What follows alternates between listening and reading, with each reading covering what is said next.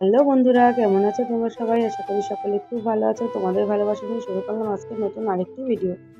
তো বন্ধুরা, এর আগে তোমাদের ভিডিওতে শেয়ার করেছিলাম যে আমাদের কলা গাছে একটা মোচা হয়েছে।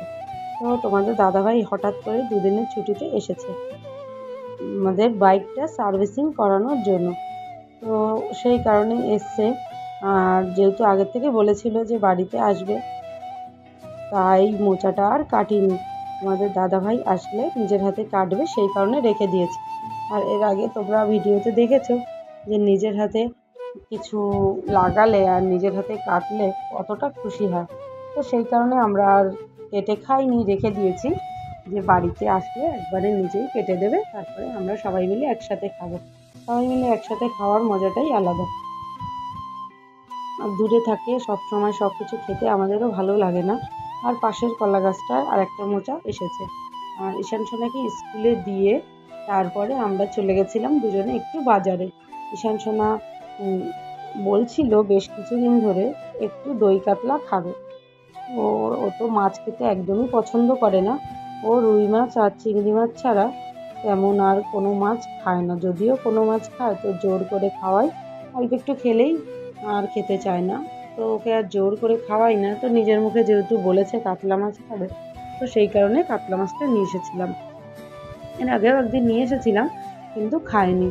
আর বাচ্চা মানুষ কখন কি বলে সেটা তো বোঝা যায় না। তো সেই কারণে আমরা এই কাতলা মাছটা নিয়ে এসেছি।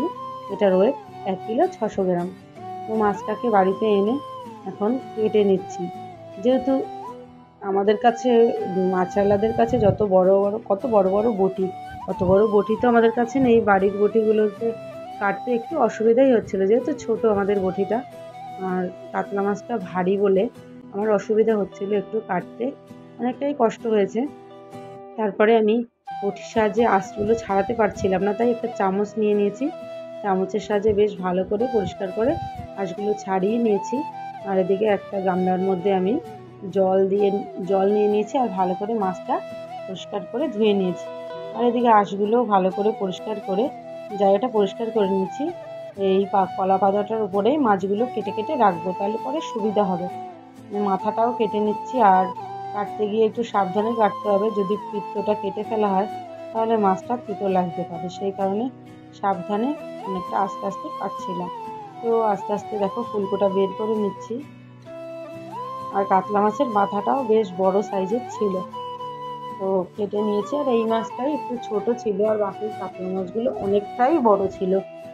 কাতলা মাছের তো অনেকটাই ওয়েট হয়, সেই কারণে এই মাছটাই সব থেকে ছোট ছিল যেখান থেকে মাছটা নিয়ে এসেছি। তো মাছটাকে ভালো করে কেটে পিস করে নিচ্ছি। আর কাতলা মাছ একটু বড় বড় সাইজের না করলে ভালো লাগে না। আর যেহেতু দই কাতলা হবে, সেই কারণে একটু বড় বড় সাইজ করে কেটে নিচ্ছি।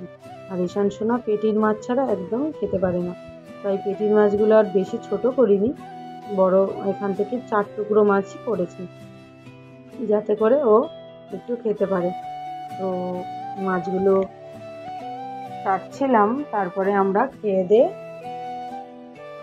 মাছগুলো ধুয়ে পরিষ্কার করে ভালো করে ঢেকে রেখে তারপরে সকালের খাওয়া দাওয়া করে ঈশান সোনাকে আবার নিয়ে আসতে চলে গেছিলাম স্কুলে। যেহেতু স্কুল থেকে ও টিউশন পড়তে যায়, স্কুল ড্রেসটা চেঞ্জ করে ওকে টিউশন পড়তে দিয়ে আসতে হয় কিছু খাইয়ে। তো তোমাদের দাদাভাই সেই কাজটা একা একা করতে পারবে না বলে আমিও চলে গিয়েছিলাম ওকে স্কুলে নিয়ে আসতে।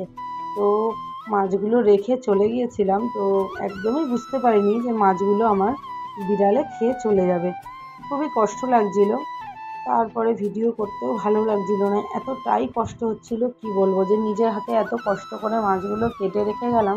আর ঈশান সোনা যেহেতু বায়না করলো, ওর জন্য সকালবেলা গিয়ে ভালো টাটকা মাছটা নিয়ে আসলাম, বিড়ালে খেয়ে নিল। খুবই কষ্ট হচ্ছে, দেখো কতগুলো মাছ।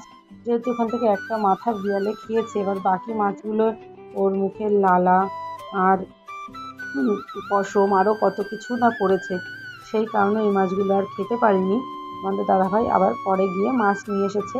আর এই যে এই বিড়ালটা সমস্ত মাছগুলো খেয়ে নিয়েছে আমাদের।